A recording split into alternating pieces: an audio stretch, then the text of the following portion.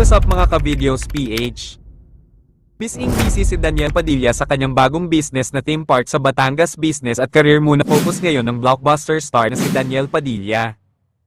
Pinasilip niya ang kanyang world-class theme park na bagong negosyo sa Batangas. May reaction siya sa mga kumakalat na viral video niya sa Tanawan, Batangas noong ika-29 na birthday niya. Nag-enjoy lang ako kanta. Fresh na fresh ang King of Hearts na si Daniel Padilla binuksan ng bago niyang theme park sa Batangas. Bumalik siya sa Batangas para sa pagbubukas ng kanyang bagong negosyo, world-class immersive theme park. Ang ganda talagang businessman na si Daniel Padilla. Kaya siya nasa Batangas para busy tayo ng kanyang bagong theme park. Hands-on talaga si DJ sa kanyang bagong negosyo. Fairness sa tempat na ito ni DJ, very Disneyland at ang target ni Daniel na mas lumaki pa ang attraction in the future.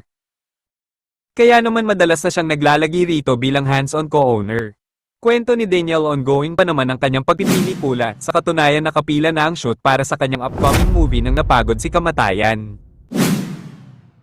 Waiting lang daw siya sa script. Pag may maganda daw script, use na daw niya na maganda yung script kumpleto na lutong-luto at saka ipapalabas na yung pelikula. At ngayon mag 15 years na sa showbiz si DJ, isang celebration ng kanyang hinahahanda. Sabi niya marami na tayong pinagdaanan at marami pa tayong mapupuntahan. Pero ang wish niya talaga focus post-cancer era ay ang solo project lang daw muna siya ngayon. At doon naman sa nang viral na video nung birthday niya ang feel na awitin na hinahanap-hanap kita nung kanyang birthday, iniuugnay kasi ito ng netizen sa breakup nila ni Catherine. Ang sagot niya ito. Ang OA ng mga, masyadong OA yung mga tao. Nag-enjoy lang ako kanta.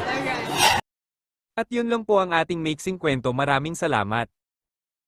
At sana ay natapos ang video ito at sana rin ay tapos ka na makapag-subscribe. Salamat sa'yo.